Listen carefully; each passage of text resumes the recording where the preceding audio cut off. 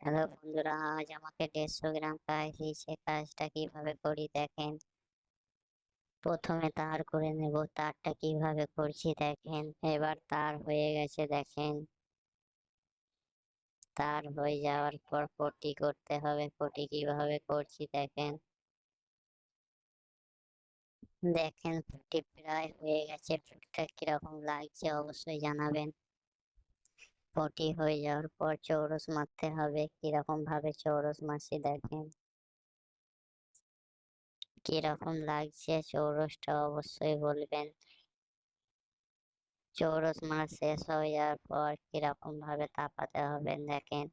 প্রথমে এটাকে ভালো করে বড়ি মাখিয়ে আগুনে তাপাতে হবে, ভালো করে লাল লাল করে। ভালো করে তাপানোর পর এটাকে পানিতে দিতে হবে। এবার ওই তার থেকে তৈরি করা কিছু ডিজাইন দেখো কিভাবে করি। এবার শোল্ডার করছি চেন।